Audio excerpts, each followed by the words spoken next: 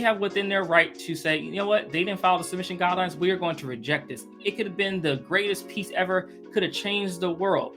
But the fact that you didn't follow submission guidelines and instructions, shows that you don't want your work in that conference.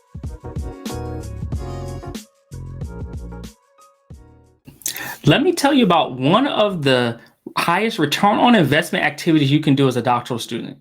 And that is actually presenting your work at a conference.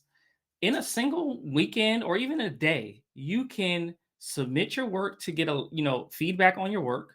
You can get a line item on your CV and start to feel that you're building a community of scholars by engaging in conference presentations.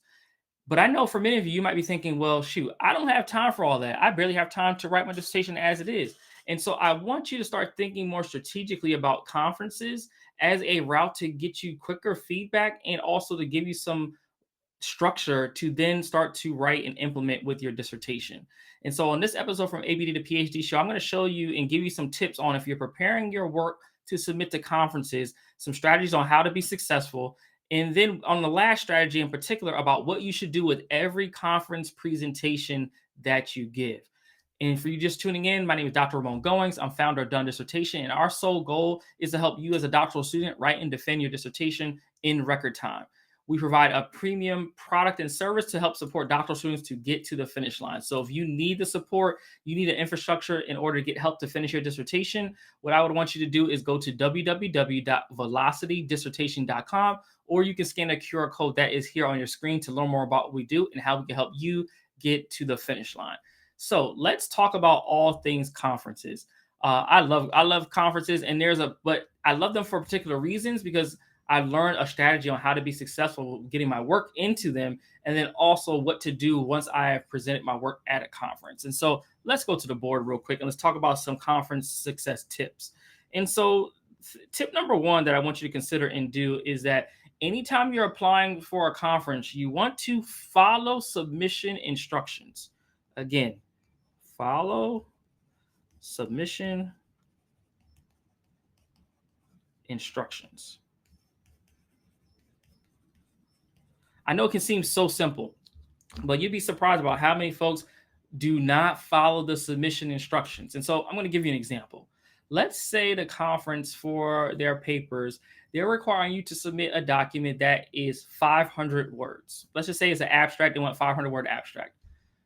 And if you decide to submit an abstract that is 501 words, and they are really checking for it, they have within their right to say, you know what, they didn't follow the submission guidelines. We are going to reject this. It could have been the greatest piece ever, could have changed the world. But the fact that you didn't follow submission guidelines and instructions, shows that you don't want your work in that conference. So as you're thinking about, preparing for conferences and why you're going to be successful, is that first things first, you're going to follow submission guidelines. This also includes ensuring that the paper that you are writing is a good fit for the conference. If the conference is focused on computing and your study is on advertising, that is not a good fit. So sometimes, even though you have to figure out how to make your work a fit. And they always have, for most of these conferences, will have a conference theme. So by following the submission instructions, you're going to know that somewhere in my proposal, I'm going to figure out a way to tie in what I'm doing in my paper and my research project to the theme of the conference. When you could do that, and I do it explicitly in a lot of the conference proposals I write. I say this paper is aligned to X conference's theme on A, B, and C by its focus on X, Y, and Z. Like, very explicit. But if you're not willing to be explicit like that, you have to have it somewhere where it's easy to see the connection between your work and what the conference is asking for. Because if you want to guarantee a rejection, don't follow the guidelines. I can promise you that it'll easily get rejected. I see it all the time, and I don't want you to make that simple mistake that a lot of academic writers, especially doctoral students, will make. So that's going to be number one. Follow submissions instructions, please, y'all. Just one thing, just follow the instructions. It will save you so much headache. And I hate to see when I go to events that we're hosting and folks say, I didn't get my paper accepted, and then I learn that they went over the word count. Something simple as that. Now, step two, in terms of if you're preparing for a conference, you want to actually ask faculty for past accepted proposals. So again, you're going to ask faculty for past accepted proposals. Because I'm all for the idea that there's no need to reinvent the wheel. So why I say this is that you should just be able to use their past proposals as a template, as a roadmap for you to structure yours. Some conferences are better than others in terms of giving you a structure. So like I know in my field in education, I typically go to the American Education Research Association. And so at their conference, in terms of when you're writing a proposal, they have the sections like they want I forget, like it's like intro, outcomes and the evidence, and then you have methods, data interpretation and conclusion. Like they kind of lay out the 6 or 5 sections for you, whereas other conferences are a little more loose in terms of what they require. But you want to use a past proposal and use that as your structure. Again, we're not going to take anybody's information because that's plagiarism, right? We're not doing that, but we're going to use the structure. We're going to see, well, how did they approach writing their argument? In their intro part, if it's a paper, like how long was it? Was it 2 paragraphs, 3 paragraphs? Like it'll give you an idea. You can map it all out by looking at past accepted proposals. This is something when we have folks that are applying for conferences in the Velocity program, we have a database of past proposals that we just give to our clients that they can use, because we know sometimes that depending on where you are in the community that you have access to, you don't always have access to this information. And so we want to make sure that you have access to it in our Velocity program. But this is something that you should be able to ask a faculty member if they have, and you should know if you're in the same field as your advisors or faculty that you all should probably be trying to attend and go to the same conferences. And so that would be a key component that I think you can implement immediately. So that's number 2, tip number 2. Now, tip number 3 is what I want you to consider doing is start early. Because I swear, y'all, those conference proposals, those deadlines creep up real quick. And the next thing you know, you're up against the deadline. If you go on like Threads or somewhere else and you'll see faculty posting about like, oh my God, I got to get this conference submission in by the deadline tomorrow. Like you don't want to wait to the last minute. Here's why. And I learned this the hard way one time, is that I was writing for a conference proposal. It was due on Monday at 11:59 p.m. And I had it done and I was waiting around to do some edits. And then I was like, oh, I'll submit it on Monday. And I went to go submit it around like 8 p.m. on Monday night. And I went into there and the submission system where I was going to upload was cracked. It was down. And they said, oh, we're revising this. Sarah's been down doing maintenance. Or I come back around 10 o'clock. It's down. I get to 11:50. It's still down. Only then, luckily, the program chair for the conference actually emailed everyone and said, we're going to give an extension for 2 days only because the system did not work. I could only imagine if I was trying to submit up into the deadline and I couldn't get it in, even though I had done the work. So you definitely want to start this thing early and start your prep early so that you are ready. This is how you succeed with conferences, because you want to have time to get them together.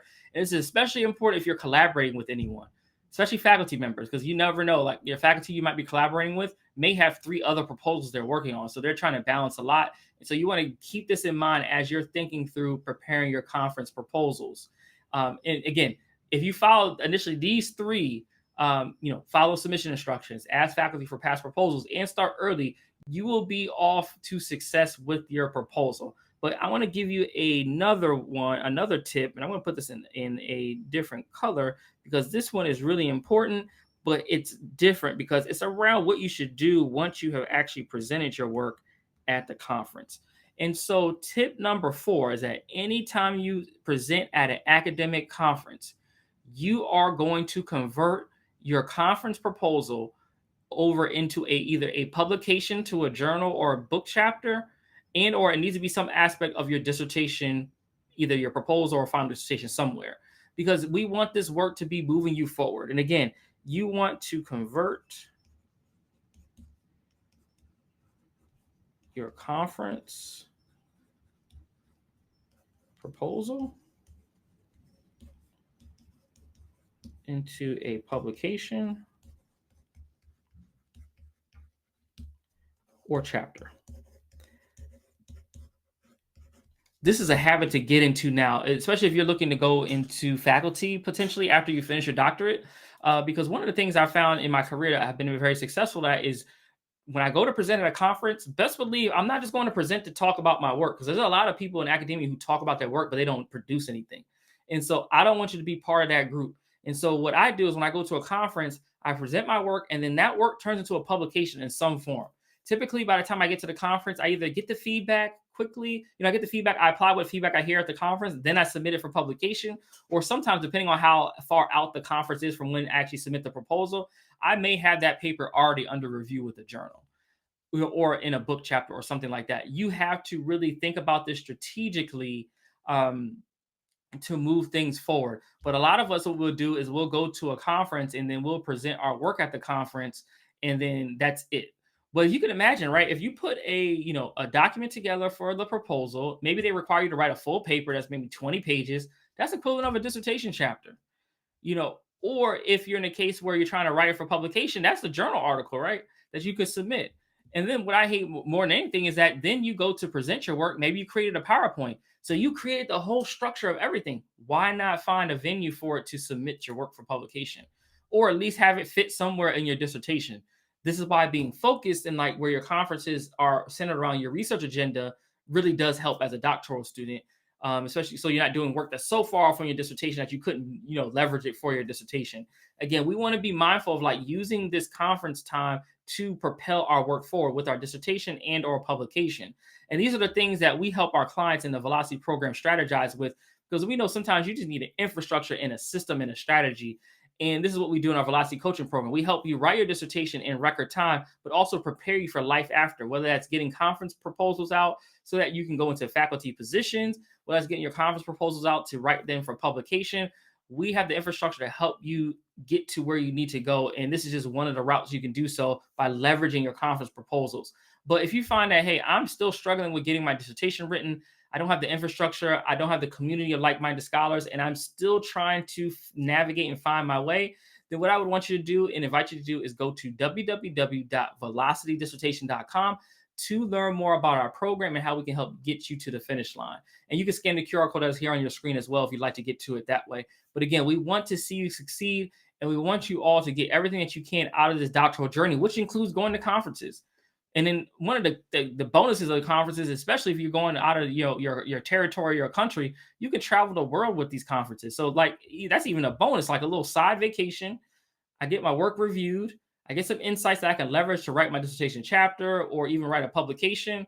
And I get a line item on my CV. Like it checks multiple boxes, and I'm all for one product and one opportunity checking multiple boxes for us as doctoral students and faculty, and folks who are looking to leverage just what they're doing generally. And so, again, I don't want to see you not getting that support and getting the infrastructure with your dissertation to be the reason why you don't succeed in doing all those things. So if you need the help, tap in with us. Make sure you go to www.velocitydissertation.com to learn more about how we can help you get to the finish line. And if you have liked this and you're watching this on YouTube, make sure you hit the subscribe button and notification bell. If you're watching this on LinkedIn or Facebook or Instagram, wherever else you're watching, make sure you hit the like and subscribe button and follow us on all the platforms. And again, we really appreciate you all for the support that you've been giving. And I wish you all a done dissertation. I look forward to seeing you on the next episode of From ABD to PhD Show. Again, my name is Dr. Ramon Goings, founder of Done Dissertation, and I will see you next time. Take care.